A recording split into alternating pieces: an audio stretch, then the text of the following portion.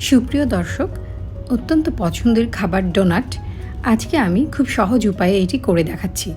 খুবই সহজ উপকরণে এবং সহজ উপায়ে কিভাবে ডোনাট করা যায় সেটাই আজকে বানিয়ে দেখাবো। আশা করি আজকের রেসিপি আপনাদের ভালো লাগবে। আমি 1 কাপ দুধ নিয়ে নিয়েছি। একটা ডিম ভেঙে নিলাম। দুধটা নর্মাল টেম্পারেচারের। এবার আমি ইনস্ট্যান্ট ইস্ট 2 টেবিল চামচ দিয়ে দিয়েছি।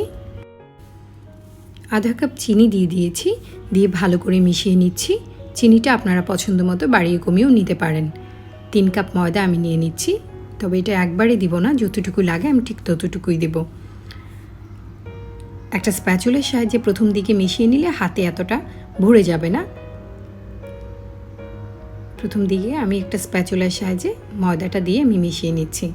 এবার 2 চা চামচ পরিমাণ তেল দিচ্ছি, দিয়ে আবারও একটু মিশিয়ে নিচ্ছি। এবার আমি হাত দিয়ে এটাকে ভালো করে মথে নিব। এই পর্যায়ে রেস্টিংয়ের কোনো প্রয়োজন নেই। আমি যেভাবে টেনে টেনে মথে নিচ্ছি ঠিক এভাবে 8-10 মিনিট টেনে টেনে মথে নিতে হবে। আপনি চাইলে আপনার সন্তানকেও এক্ষেত্রে ইনভলভ করতে পারেন। দেখতেই পাচ্ছেন আমার বাচ্চা তো খেলতে খেলতে সে এনজয় করছে এবং একই সাথে সে মথেও দিচ্ছে আমাকে। আসলে আমরা মায়েরা আমাদের সন্তানদেরকে যখন আমাদের কাজে ইনভলভ করি, আমাদের পাশে রাখি, তাতেই আমাদের ভালো লাগে।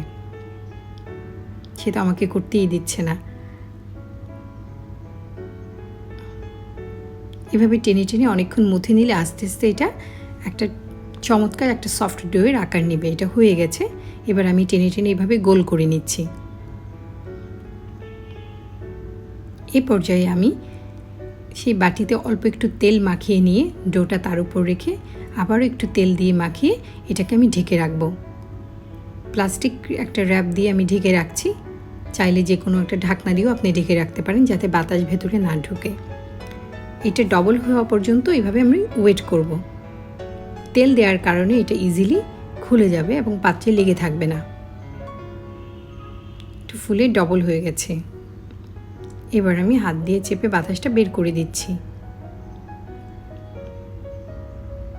এবং বাটির থেকে এটা সরিয়ে নিচ্ছি। এ পর্যায়ে মথে নেওয়ার আর কোনো প্রয়োজন নেই, শুধুমাত্র এটাকে গোল করার স্বার্থে আমি একটু টেনে টেনে দিচ্ছি। এবার এটিকে আমি ভাগ করে নিচ্ছি।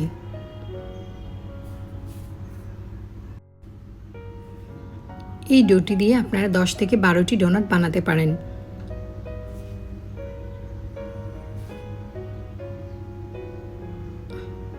এবার আমি হাতের তালুতে নিয়ে এইভাবে গোল গোল একটা বলের শেপ করে নিচ্ছি। সাইড থেকে খামিরটা টেনে টেনে নিলেই গোল বল হয়ে যাবে। আমি আরেকটি দেখিয়ে দিচ্ছি। এভাবে আমি সবগুলো বল বানিয়ে নিয়েছি।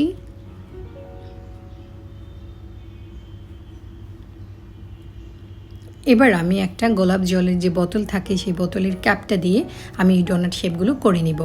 হাতের তালুতে একটা বল নিয়ে একটু চেপে চেপে নিচ্ছি। সমতল কোনো জায়গায় চেপে নিতে পারেন এবং মাঝখানে সেই ক্যাপটা দিয়ে চেপে ভেতরের অংশটুকু বের করে নিব। খুব সহজেই তৈরি হয়ে গেছে। এইভাবে আমি সবগুলো ডোনাটই তৈরি করেছি। আমি বাটার পেপারের উপর রেখেছি, কিন্তু এটা খুব জরুরি কিছু না, যেটা আমি অন্যটাতে করে দেখিয়েছি যে এইভাবে আপনারা রেখে দিতে পারেন, কোনো সমস্যা হবে না। এবার আমি মাঝারি আঁচে এগুলো ভেজে নিব। খুব বেশি আঁচে ভেজে নিলে বাইরের দিকটায় সহজে কালার চলে আসবে এবং ভেতরেরটা সুন্দরভাবে হবে না। মাঝারি আঁচে আমি 2-1 বার উল্টে পাল্টে ডোনাটগুলো ভেজে নিচ্ছি।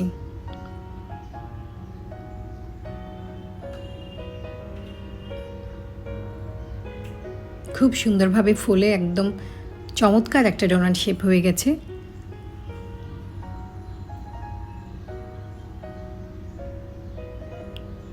চমৎকার একটা কালার আসলে এগুলো তুলে নিচ্ছি।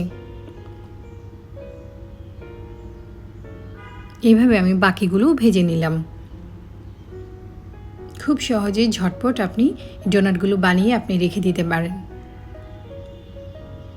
তারপর আপনারা পছন্দ মতো যে কোনো চকলেট কিংবা অন্য কিছু দিয়েও আপনারা পরিবেশন করতে পারেন, অথবা সরাসরি এইভাবে ডোনাটটা খেতে অনেক ভালো লাগবে। কিছুটা চিনি ছড়িয়েও আপনি এটা পরিবেশন করতে পারেন। আমি একটা ভেঙে দেখাচ্ছি এটা কতটা সফট হয়েছে, দেখেই বুঝতে পাচ্ছেন, এবং কতটা চমৎকারভাবে হয়েছে। আশা করি আজকের রেসিপি আপনাদের ভালো লেগেছে। খাবেন যখন ভালোটাই খান, রান্না হোক আয়ের মাধ্যম। আল্লাহ হাফেজ।